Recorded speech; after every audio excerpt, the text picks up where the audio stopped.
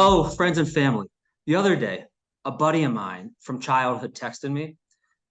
He's an avowed man of the left. Ideologically, that's his home. It's where he feels most comfortable. And as an American Jew, that's really not abnormal. In fact, just the opposite, right? A vast majority simply identify themselves as left of center in terms of their political orientation. And that's been the reality for the last many decades. But something happened over the last few weeks that's given many individuals, like my friend, a pause. He texted me, it feels kind of strange what's going on. There are those on the right, he was saying, with whom he would otherwise never talk politics. Those individuals kind of expressed a certain solidarity with Israel and with the Jews that he found comforting. And for him and many others, Israel's existential safety is not something he's willing to compromise on. But for those on the left, well, just look at some of the headlines from the week after Hamas's massacre on October 7th. The New York Times blared, quote, on Israel, progressive Jews feel abandoned by their left-wing allies. The Atlantic, the progressives who flunked the Hamas test. There's a progressive writer in the New York Times named Michelle Goldberg who said the headline was "The Massacre in Israel and the Need for a Decent Left." The Forward had a piece with the headline, "Justifying Israeli deaths is anti-Semitic, yet many of my progressive peers are doing just that." For my friend and many others, in the last few weeks, there have been a range of feelings, from being disoriented to being disconcerted to a sense of being disturbed to a sense of being disgusted. And maybe it was the rally in Times Square where attendees celebrated the quote unquote resistance, just as we were learning what had transpired to the 1,400 individuals on the border of Gaza. Or as the group in Chicago that tweeted gleefully an image of a person paragliding with Palestinian flag attached to its parachute, a clear reference to those members of Hamas who were part of this massacre and tried to paraglide into Israeli territory. Or is this statements from all the groups on college campuses? Or is the absence of statements? Gal Beckerman from The Atlantic, like many others, reflected that, quote, after the brutal violence committed by Hamas against Israeli civilians, I look around for my friends on the left and I felt alone. It's kind of what Rabbi Sharon Brous from Ikar said on the Shabbat after. She called it, an existential loneliness. Wait a second. We marched arm in arm to address gun violence and reproductive rights and to protect those within the LGBTI community and for voting rights because we believe deeply in all of those things. Why is there suddenly a disconnect when Israelis are killed en masse? The worst killing of Jews in a single day, as everyone has heard, since 1945, since the Holocaust. There's really a deep cognitive dissonance that's eating at many within the progressive community, myself included. So we have seen the headlines, we have seen the static quotes, we have read the articles and the essays. There have been a ton of them. But what we haven't seen yet is a conversation, a public discussion about what's transpiring, and a public discussion with individuals who operate in that space, who are constantly working within the progressive community and who are building coalitions. They have up until now, and they will from here on out. Let's hear their points of view. Let's ask them what their perspective is to help us make sense of this moment. And I got to tell you, I can't have selected two better individuals to join us for today's conversation. First is Sheila Katz, who is the CEO of the National Council of Jewish Women, known by, in shorthand, NCJW. It's a 130-year-old Jewish feminist civil rights organization which has 210,000 advocates working for full equity and safety of women, children, and families in the United States and Israel. And Sheila is an important voice, not just because she leads NCJW, because also she was the vice president of student engagement and leadership at Hillel International for 12 years. So she understands what's happening on college campuses. She knows it well. This is not foreign to her. The second individual is Joel Rubin.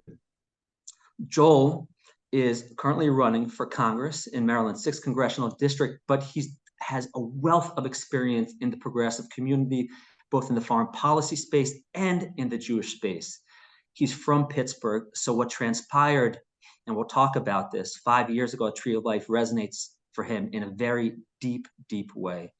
But he's a guy who served in the Peace Corps in Costa Rica, who's one of the founding political directors of J Street, who worked on the Hill for many years for Senator Harkin and Lautenberg. He spent time in the Department of State during the Bush administration as Deputy Assistant Secretary, also in the Obama administration as a DAS, as we call it, in the Legislative Affairs branch. And he was one of the founding board members of Jewish Democratic Council of America, and he even spent 3 months as Bernie Sanders' Jewish liaison to the Jewish community during the 2020 presidential campaign. So we have two folks here who understand it, who get it, who speak with a moral clarity, and I think can help us sort of understand the current moment. So a little bit of a long-winded introduction, but really happy to have you, Sheila, and really happy to have you, Joel. Thank you. So, thanks, Chanan. Thank you. Joel, let's start with you, okay? I'm curious, as someone, I think, who very clearly identifies with the left and with the progressive community, help us make sense of what transpired within the community over, let's say, within the first week of the massacre on the 7th. What did you see? What was your reaction? How did you feel? Go ahead. Well, before I start, I do also want to throw a shout out to you, Chanan, for your leadership. You're jumping in with all fours to SAPIR, your leadership at the White House, your leadership as an advocate for human rights and democracy. Thank you. Thank you for all that you do, and thank you for organizing this incredibly valuable discussion. And of course, to Sheila, my dear friend, it's wonderful to see you. And you are a true champion for the Jewish people and women and all of us. So it's great to be on in conversation with you. So on October 7th, I think for me, as a progressive and as a Jew, I was caught flat-footed and deeply disturbed in the immediate moments of what was taking place on the ground in southern Israel. For background, as Chanan mentioned, I grew up in Pittsburgh. I have a lot of family in Israel. I went to Brandeis University and studied abroad at Tel Aviv University. So I have a deep connection to Israel on a personal level. In those early moments, I had reached out to some friends, some colleagues, people I've worked with in the space of support for diplomacy, support for some type of peaceful reconciliation between Israel and the Palestinians. And the reactions I got were heartbreaking and horrifying. Some of the reactions were when I said that they were killing young, innocent civilian women. You know, Joel, those women serve in the military. When I spoke with people about the fact that this was unprovoked, I got snarky responses about, what do you mean unprovoked? As a Jew, you know, as a 5th generation Pittsburgh Jew, who deeply cares about the survival of the Jewish people, to me, those were blood libels. Those were terms that brought up all of this sort of DNA of being Jewish and the fears and the concerns of survival at a very base level, and really brought out in me a sense of betrayal and a sense of fear about where this was going to be taking us. I think that what evolved after that in the days after also added to the sense of being alone in this space, in a sense. And I can speak to what you're referring to, Chanan, and your friend, and happy to get into that and sort of the partnership across the community. But the quiet in the first few days from people with whom I had worked extensively over the years was, I know the cliche is deafening. It was mind-blowingly deafening. I didn't get a call from anyone. I didn't get a call from my non-Jewish colleagues, people with whom I partnered for 15 years. I just got silence. And to me, the way I read that was the abomination of the mass murder of Jews in southern Israel that we all both watched from afar and are still learning about those atrocities. The abomination of that so undercut and damaged the progressive community's view of the conflict, which is that there is an oppressor and an oppressed, that it left the progressive community stone cold silent and unable to process the reality that the oppressed committed an atrocity. And that's a dangerous place to be. Yeah, I'll close with this and then hand it off to Sheila. As a progressive, my view, and as Chanan mentioned, I served in the Peace Corps. I started out always seeking to try to find ways, how do we promote global peace and security? My view of the progressive world in the foreign policy arena in particular is one that tries to seek peace and commonality and tolerance and engagement and diversity, and builds partnerships and conducts difficult diplomacy and creates political fights in order to try to create space for policies that may not get everybody everything they want, but that gets a lot of people some of what they want enough to have a peaceful future. To me, I felt like the days after really undermined that partnership, and it brought up those suspicions and those concerns about whether or not really the allies with whom I depended as a partner for years had the same vision any longer about Israel and about the Jewish people. And I think we've only seen more difficult conversations and public demonstrations since that day. Joel, what type of conversations transpired either behind the scenes or with some of your friends in the space? Did you ask them to say something? Did you not? Like, what was the behind the scenes conversation? What did that look like? I mean, two themes. One is, why are you people quiet? Like, why are you not speaking out when an atrocity happens to Jews? Why are you not publicly and directly engaging with us? I must be a magnet for Jewish progressives behind the scenes, because I got so many calls from people who I've worked with who felt the same way, like abandoned. All of a sudden, we're not important anymore. We don't matter anymore. We're not worthy of support. The second one is conversations related to policy and politics, which it invariably always flips to in my space. And I found myself within moments, practically within days, certainly, having debates with allies in the progressive community who were immediately laying the blame at Israel. You know, on the day of the murders, there were some groups that said it was Israel's fault for these murders directly while people were still getting killed. Unconscionable statements. And the entities who work in these spaces that I'm referring to, all of a sudden we're trying to pivot to, well, how do we prevent Israel from retaliating? How do we stop this? How do we blame? Like, all of those sort of weird political arguments when we're still suffering. Like, we didn't have a moment to mourn. And all of a sudden we're in a defensive moment of trying to protect the reality that Jews should not be slaughtered in their sleep, and that there's no justification for it. Those were the kinds of conversations I was having.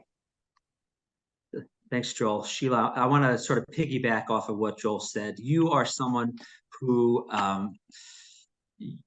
let me put it this way. There are many people out there who are deep critics of the Israeli government leading up to and currently the massacres, right? Because of the tremendous amount of frustration about the bills that were being passed, judicial reform bills that were being passed in the months leading up to October 7th, really over the past year. You're someone who stood in front of 200,000 people, one of the only American Jews who stood in front of 200,000 people to express the frustration with what was transpiring in Israel at the time. You're in Israel frequently. You traveled, I think, a few weeks ago with the Conference of Presidents. What did you hear there in conversation for this most recent trip? And what happened on your way back?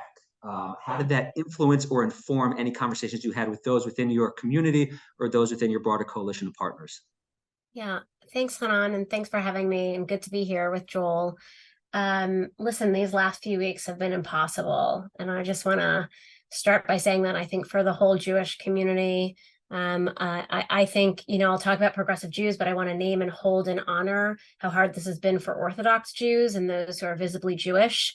Like I can blend in when I'm out and about in a way that not all Jews can. And I think there's an added gender layer here that I'm sure we can get to at some point of fears of Jewish women in this moment. I also know personally 4 hostages. And so on any given day between October 7th and now, I'm crying at some points and doing everything and anything I can to try to get all of the hostages reunited with their loved ones. And the reason I went to Israel with Conference of Presidents is first they asked, I thought with my heart, maybe more than my head, my mom was very angry at me for going into a war zone. And, but I went there to hug my friend Abby, who has 3 family members who are hostages right now. And I went there to be in solidarity with people I really care about who were on the receiving end of one of the most vicious, brutal attacks I can recall ever. And then after that happened, had to watch the world gaslight us and gaslight them and blame them. I'm a rape crisis counselor. I know a lot about victim blaming. I've seen it. And I also know that when people don't believe people, when things happen, when people you trust don't believe you, that you're actually more likely to have long-term negative mental health consequences as a result of it. So to understand on that day that rape was used as a tool of war, and then to hear people who claim to be feminists saying, but were they really raped? Or saying, well, like this was the resistance. My heart is broken in so many pieces. I have never heard anything like this from this community that has claimed to care about me for a long time. And what I can say clearly, and then I will give you a glimmer of hope, but what I can say clearly is that we should not have to convince our friends and allies that murdering Israeli civilians is wrong.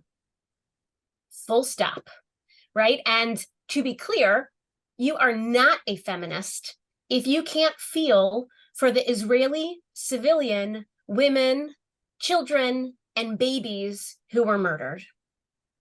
And so I'm very angry about what I'm hearing in the secular progressive community, and I'm angry about what I'm hearing in the Jewish progressive community, which is a lot of nothing. And so I'm very glad I was on this trip with Conference of Presidents and with a lot of other organizations. I think the people who chose to come on this first, I would say, trip of the American delegation afterwards were a lot of people personally impacted. We had a lot of people with kids in Israel. We had a lot of people with friends. We were there really in a way I've never seen, as one voice, as one people, experiencing that together and hearing even more of the atrocities of what happened that day. You asked me what happened on the way back. So some people know I left and timed my departure from Israel. I would have stayed longer. My mother was happy that I was leaving and coming back, but I timed my departure from Israel to make it in time to speak on the main stage of the Women's March Convention, which I had been invited to speak at previously. And for another time, another conversation, we should actually go through the amazing arc of the Women's March, which I think people associate or with anti-Semitism, which is true from several years ago, but they've gone on a long journey to actually unlearn a lot of that, change board members, do a variety of things to protect Jews, coming to these conferences. And actually me coming and speaking on the main stage was an important moment for NCJW's relationship with the Women's March after several years of kind of being in limbo in that way. But we stayed in that relationship. We felt good about where they were, and we were ready to be very visibly holding our hands with them. And to put this lightly, I was more scared about going to speak at the Women's March convention than I was about going into a war zone. And my team with the Women's March, they were very good to me. We got additional security. We had a de-escalation team ready, right? There was no way I was going to speak on the main stage and not talk about Israel. And so then I did.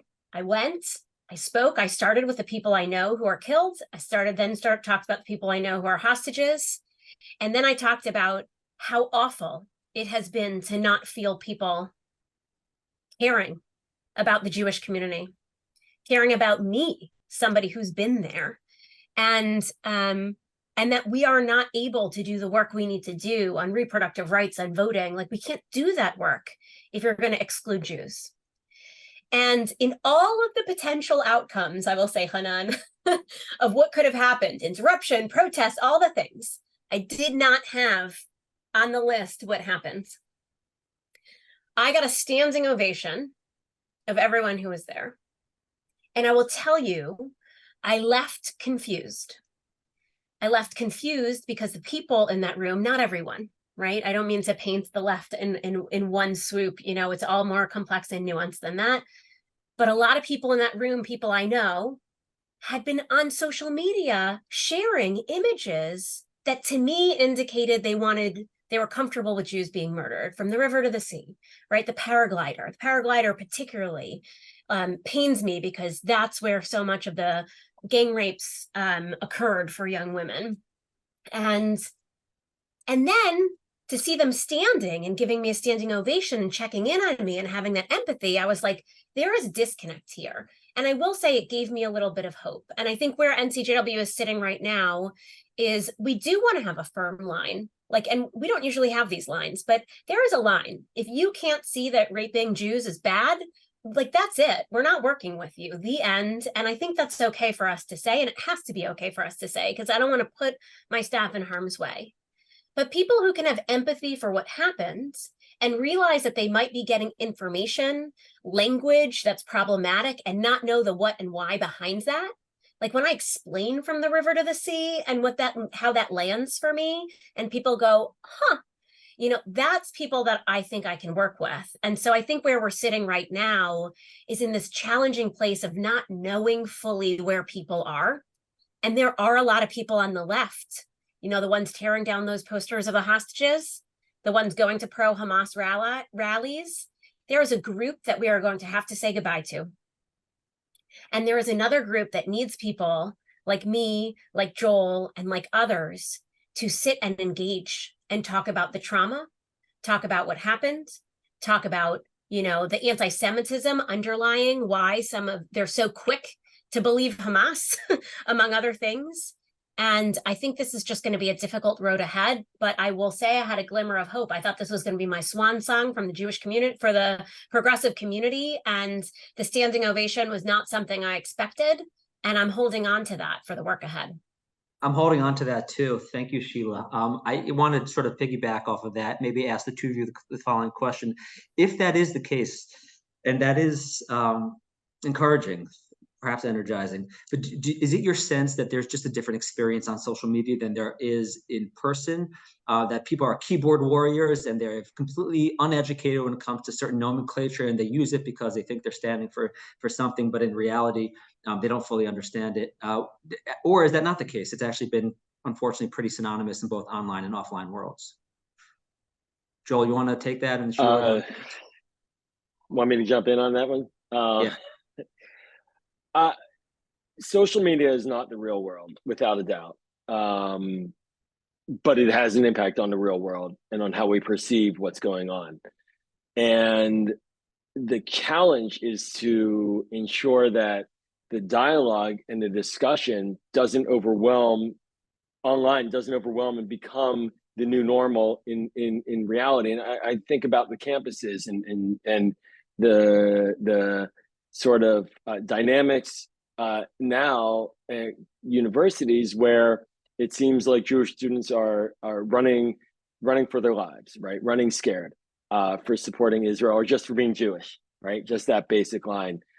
I have had some horrific engagements and interactions with people online who I have felt were allies or peers, colleagues. Again, I've worked in the national security foreign policy community for about 15, 20 years in Washington. Got a network of people that I engage with and have put up anodyne posts from my perspective. One related to, for example, Joe Biden, who was called a warmonger. And I said, he's not a warmonger. And I explained my rationale, and boy, did I get it. From people I know, right? So there are trolls out there that we don't know, and people who are random individuals who have positions, and that's appropriate. They can have those views, but that's not the organizing community in the progressive space that is engaging Congress and policymakers, that is trying to direct national strategies for moving issues. But when you know the people themselves and you see them directly and you see what is being posted, that is a major red flag. And I think that's where, to Sheila's excellent point, really rocky days ahead are coming. Because within the progressive space, part of being a pro-Israel, pro-peace, Jewish national security person in my lane has been to work alongside allies who now are, in many instances, putting out very vitriolic statements about Israel. And you can't work in an environment where you don't have confidence that the other person has your back. Now, the unwritten rule has always been that we support each other. And in the sense of promoting diplomacy, there are different buckets that people pick up and that they manage and they communicate to. But I think a lot of that has broken as a result of this. And that's going to take a lot of repair work. And I say, I'll just close with this. I think it's really important. We can't have a good, healthy American political culture without a vibrant, forward-thinking, positive left, a progressive left that helps to shape the policymaking in this country. The Jewish community, as we all know, is significantly liberal. That's certainly a factor. But to have a really healthy politics, we have to have healthy conversation. And one of the concerns I had, and I spoke with an ally about this who's very significant in this space, is that if you kick out the Jews who care about Israel from progressive coalitions, these progressive coalitions will have no political power, and they will go down the rabbit hole of looking like anti-Semites. The price tag for participating in progressive politics shouldn't be that the Jewish participants dismiss their support for Israel, move it to the side, no longer care.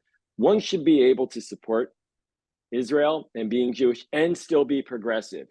But that is now becoming a litmus test in progressive coalitions, certainly in the foreign policy space, that I think is very toxic, very dangerous, not just for Jews, but also for the actual ability of those in the progressive community to advance their ideas and look like they actually care about peace and tolerance and a positive, peaceful future. And so online, it feeds into it, but it's the people who are making these leadership decisions. That's where we are really in for rocky roads ahead. Well, that's a really interesting point, right? To kick Jews out from a coalition ultimately ends up weakening the coalition. I think it's kind of comparable to kicking Jews out of a country ends up weakening that country. And we've seen that throughout our history. Sheila, you've had some experience, I think, in dealing with scenarios in which you've been kicked out or there have been unpack that a little bit. What happened 2 years ago with Sunrise DC boycott in 2021? How do you navigate that? And share for our listeners what happened precisely. Yeah, and let me just start. I'm going to just jump back to the other question first, because I feel like as a millennial, I have to just at least say this, is that social media really matters to me. And I don't want to just dismiss what I see online as a thing that's online. And as somebody who has received multiple rape threats in the last several weeks as a result of simply existing as a Jewish woman, I can tell you that what you see online can create real fear and trauma. And I think there's a new battleground in social media. And I think we have to be open and public about our Jewish identities for those who feel safe.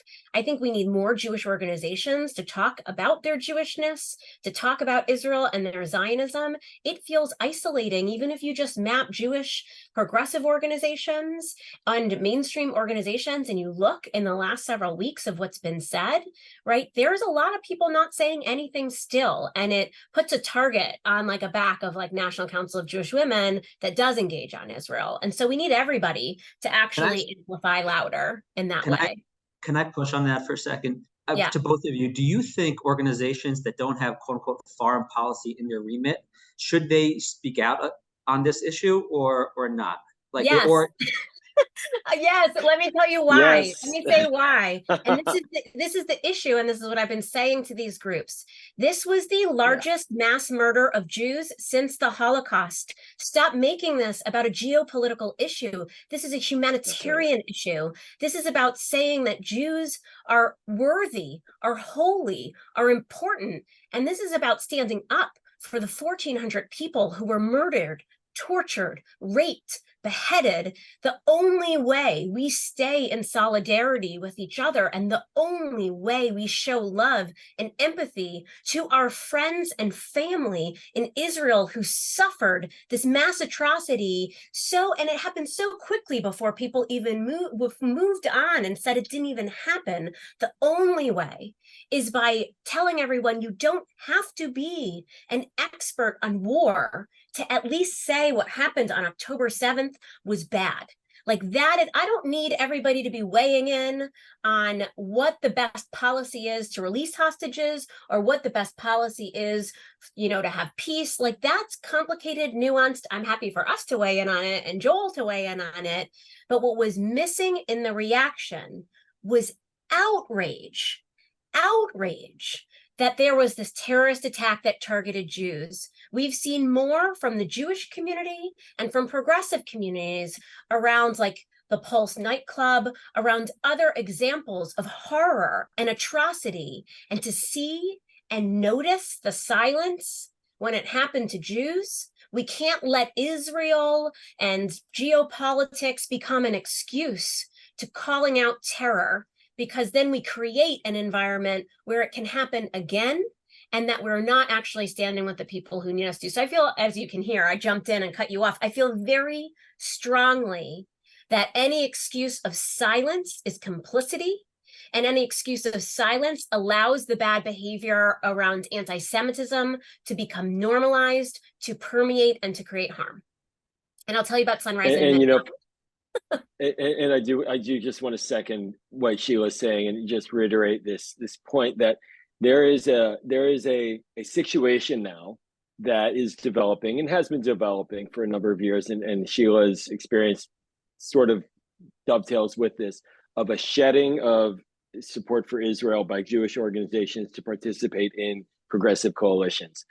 That is not just grotesque and denies Jewish participants from being their true selves if they want to support Israel, but it also is incredibly self-defeating from a progressive organizing perspective. To excommunicate Jews who support Israel undermines the entire objective of a progressive vision for the United States, the entire objective of a more peaceful world. Progressive community right now in the international space looks to make common cause with the global international support for human rights and trying to create a better world. Well, what were the human rights that were protected on October 7th? There were none. And the failure to call that out as a war crime and a human rights violation of the highest magnitude, full stop, to borrow Sheila's phrase, that undercut the moral high ground of the progressive space on foreign policy. That, and I'll say, and I promise I'll cut it this, I counseled so many coalitions to please condemn the murders on their own. Do not make a yes, but. Do not make a context argument. There will be other things happening, as we see with the war now. There are a variety of areas to talk about different points. But on that one, if you can't have the moral clarity and freedom of language to denounce war crimes and mass murder and massacres of Jews, then you are losing your moral high ground, your ability to call yourself progressive. You know, there was an op-ed, I think, from the dean of UC Berkeley Law School. Is the title, I think, something to the effect of like, nothing prepared me for the anti-Semitism I see on college campuses. We're in this weird environment right now where, like, historically in the past, if something transpired in Israel, typically, you know, those in the diaspora would call to check in on their friends and family and see how they're doing. I'm imagining, for example, the Intifada. And other times, if there's like an uptick in anti-Semitism or like an act of murder committed against Jews in the United States just 5 years ago, Squirrel Hill, you know, friends and family from Israel are calling, you know, folks here in the United States and beyond.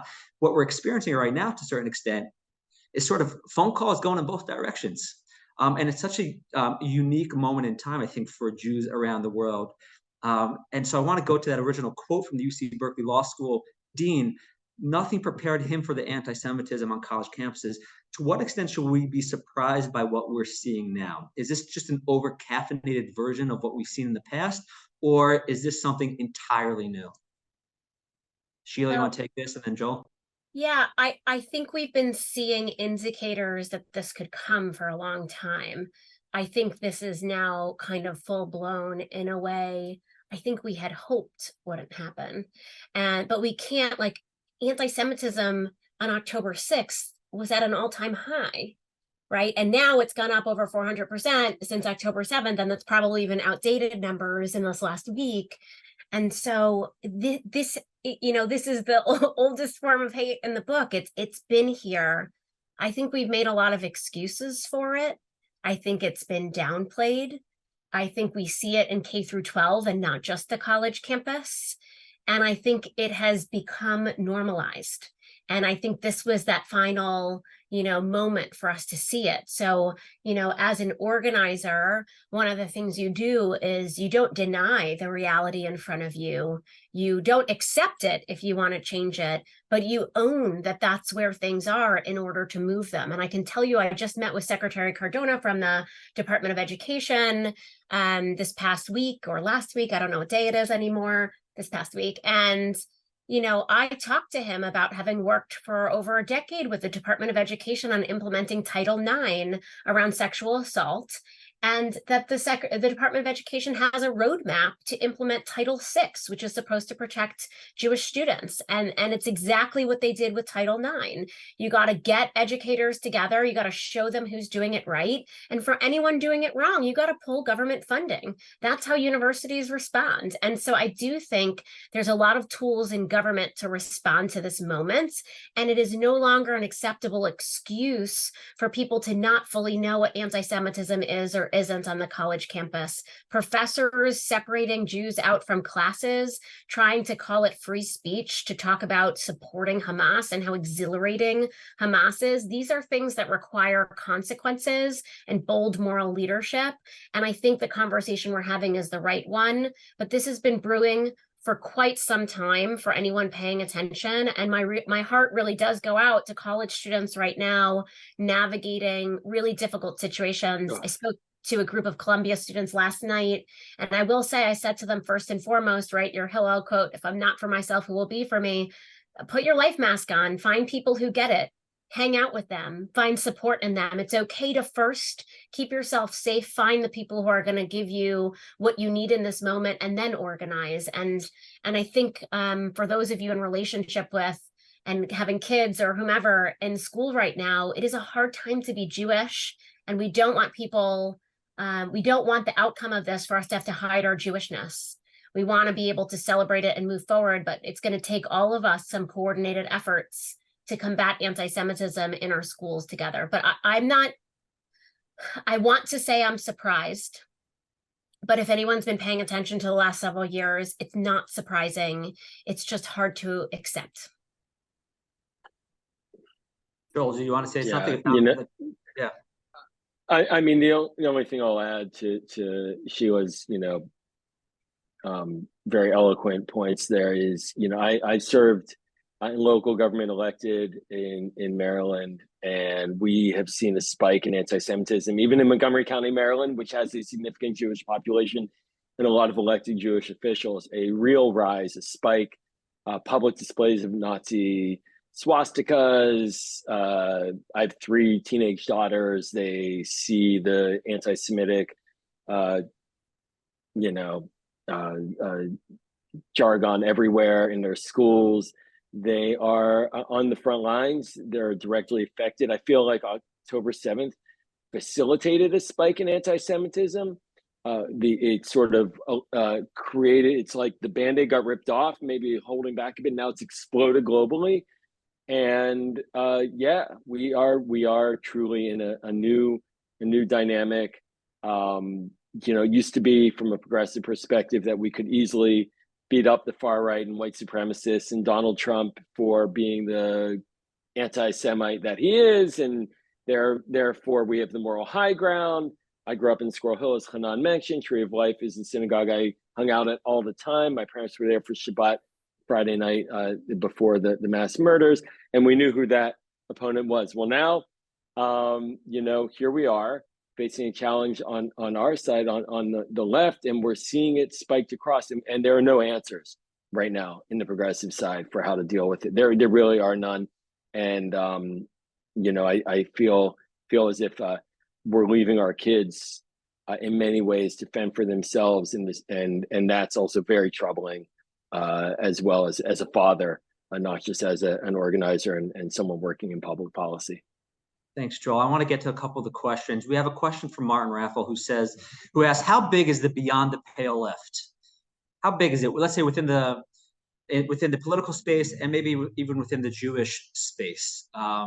Joel, do you want to take the political space? Sheila, do you want to take the Jewish space? And maybe you might disagree with that notion, but what's your take? Oh, no, I think that's a great question. That's a really smart question. That was something at J Street and on the Sanders campaign we always wrestled with. I'll be very open about this. From where I sat, if you're an anti-Zionist and you believe that the state of Israel shouldn't exist, you're out of the tent. If you're in a Jewish space on foreign policy and you're advocating for peace and diplomacy and aggressive American diplomacy to get a 2-state solution, which I truly believe still to this day is the vision that we need to have. And I know a lot of Israelis who think the same way. That's the vision. But there are people on the left right now who basically say eliminate the state of Israel, one state or no state, anti-Zionism, and they're out. They're beyond the pale.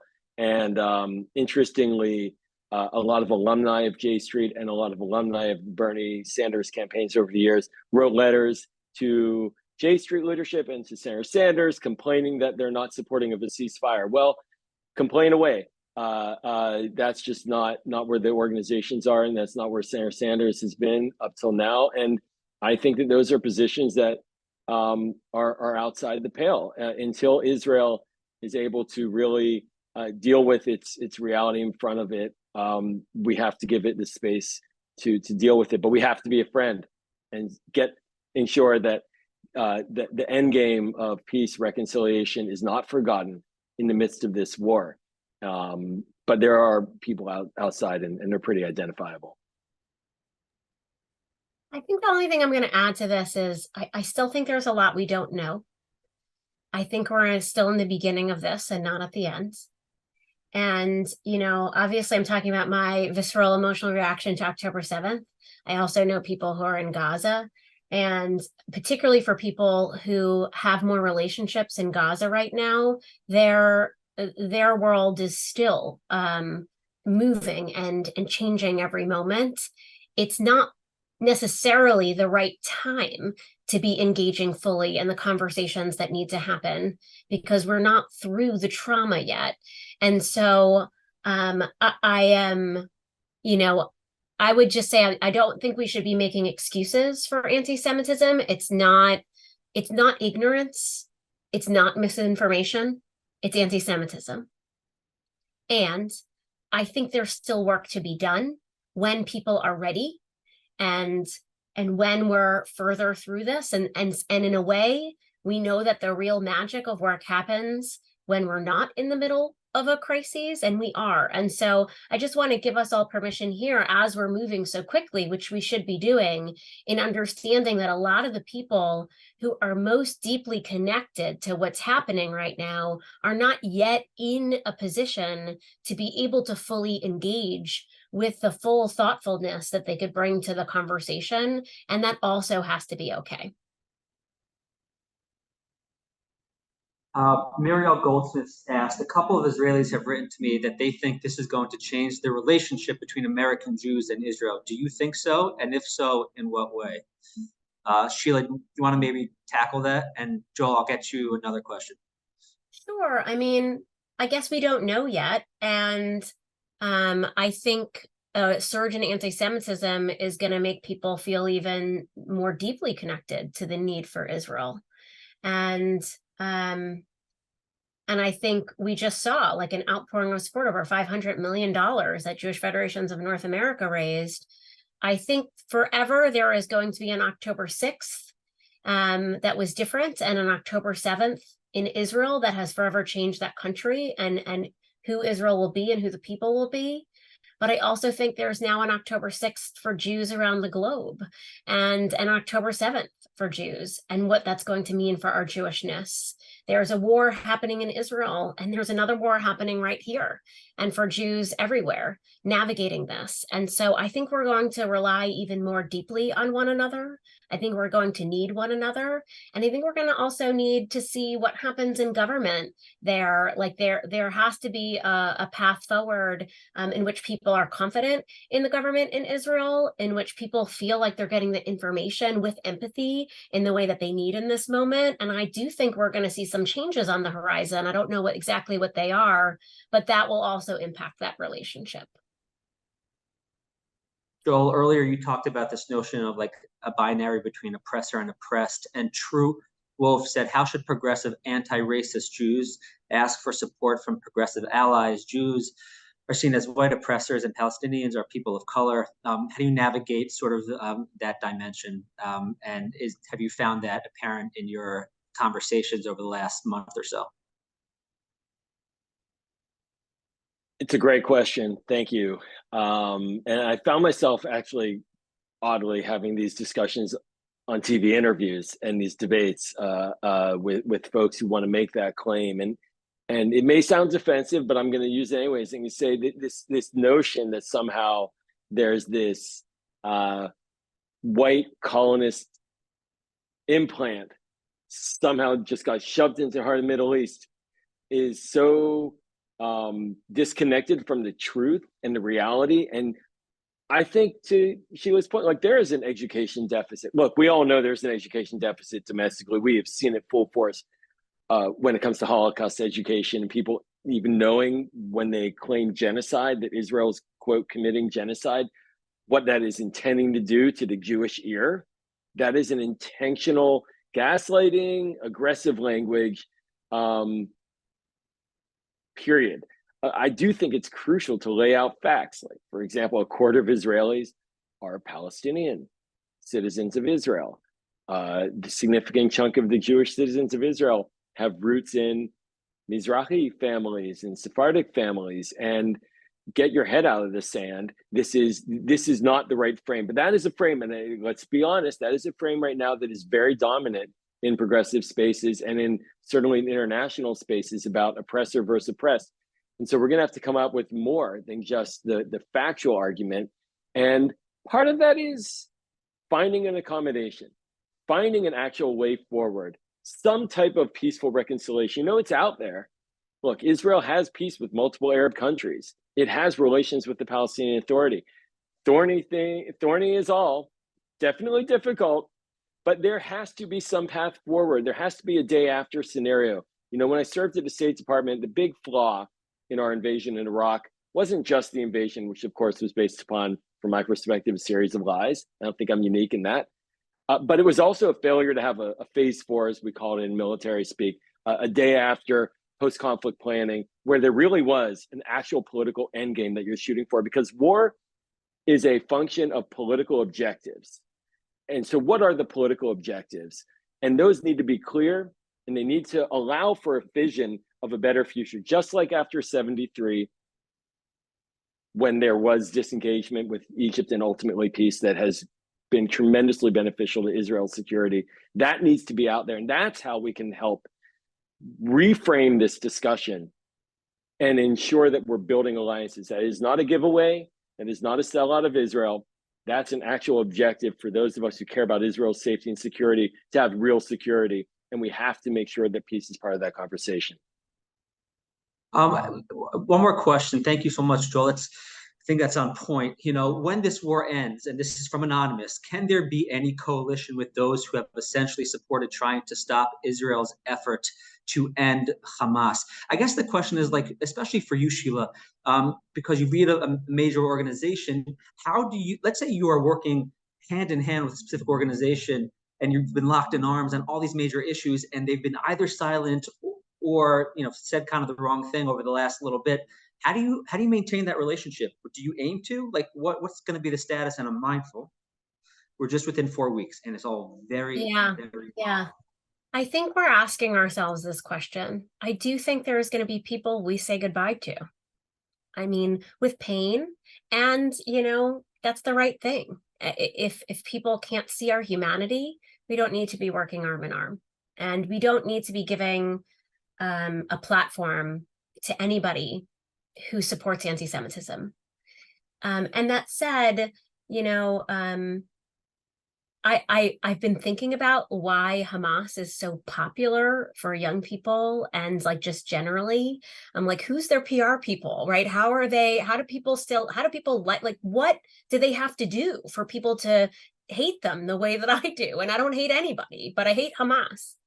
And their PR agent is anti-Semitism. Like, that's it. This has shown who cares about Jews and who doesn't. And we cannot make excuses anymore. And so what I can say is there are still crises in the United States. We're the leading Jewish organization working on fighting for childcare right now. There's a childcare cliff about to happen, and millions of children are going to be without childcare. You need us to fight for that. You need us to fight for reproductive rights. You need us to fight for equal pay. We're going to still do that. The question is whether we're going to stay in the spaces we're currently in with everybody who's there, or whether we're going to find the people who love and value and respect us and build something new. And I don't know which it's going to be right now, but I just want to say as we close, on October 7th, I was so, like, I shouldn't have to say grateful, but in retrospect, now I'm grateful. I was grateful that the National Organization of Women put out a statement right away without even talking to us, right? That they knew what was happening was bad and wrong, and they said it. I was grateful that the Drum Major Institute, Martin Luther King III, and Andrea King took a statement out right away. I was grateful that all of the leaders of the March on Washington put out a statement right away. You know, there were people who showed up for us. And I think no matter what, we will be marching arm in arm with people in the fight for collective equity and justice as we move forward. And if that group needs to be smaller because we don't want to work with people who hate us, so be it. And it's their loss. You know, but we have important work to do here in the United States. We have important work to do in Israel, and we have to make sure to keep moving forward, not losing sight of our moral values, which are crystal clear. And I hope, I really hope that the people we're arm in arm with, that it's a long, long line of people. I really hope. And I am comfortable if anybody who has made anti-Semitic comments or doesn't quite understand the horrors of October 7th, I am comfortable with them no longer being in that space with us. And to the people who, there are a lot of questions that we didn't get to of like politicians and people who we thought were our allies in one space and aren't in other space. This is going to get complicated. There are people who are elected officials, who are the best of the best when it comes to like issues on gender around everything else, and are not on Israel. And these are things we're going to have to hold and figure out how we move forward. It's okay for us to say, thank you for doing this on the Violence Against Women Act. And, you know, we do not agree or feel seen or heard because of your statement on Israel that was atrocious. And we're not sure we can partner with you moving forward. Like, this is the current debate that I think progressive Zionists are having, of when to push people totally out, when to move people along their journey, and what that coalition is going to look like moving forward. But I have hope. It's certainly going to move forward with the Jews, and the question of who's around the table is still up for debate. Let us say amen to that. Joel, anything that you would add to Sheila before we wrap? The only thing I would add, and amen to that, and Sheila, your leadership, is to remember that you're not alone. We are not alone. We have a beautiful history as American Jews of fighting through these hard periods. And we did it through organizing. We did it through establishing organizations. We did it through building up our synagogues, building up our infrastructure. And there are moments when we go big and then we get smaller, but we are together, and we have to speak out. And I think, to me, that's the biggest takeaway that I've gotten from the last several weeks and overall in this, is that if we don't speak and create opportunities for others to speak, no one will speak, and we will wither away in terms of our ability to maintain, as Doug Emhoff says, being proud of being Jewish, and publicly so. So I think just continue to speak out. Do not be afraid. Do not be afraid. Speak out, speak your truth. And as Sheila says, some people will disappear, but you'll find new allies in the process, and we will get through this period together. But we have to do it from a position of pride and confidence. You know, there's a turn of phrase from Pirkei Avot, Ethics of Our Fathers, that says, "B'makom she'ein ish hishtadel lihiyot ish." When there is no individual who steps up, you have to strive to be that individual to step up. It's certainly the case, Joel and Sheila, that you've done that in the last few weeks and prior to. And you have an audience of people who feel, I think, a certain degree of comfort and confidence knowing that leaders like you are out there, and who are equipped themselves, because they are leaders too, to address the current situation. As murky and as complicated as it sometimes could be, there's some things that aren't complicated, and there's some things that aren't murky. And that's defending against what transpired on October 7th, a massacre that unfortunately a day that will live in infamy in the minds of Jews for many, many years to come. We thank all of you who joined us today. Please go to sapirjournal.org if you'd like to continue to read. We have a special edition of content related to the war. And again, I just want to end with a certain degree of hakarat hatov, deep appreciation to you, Joel, and to you, Sheila, and to all of you for joining us today. Thank you, everybody.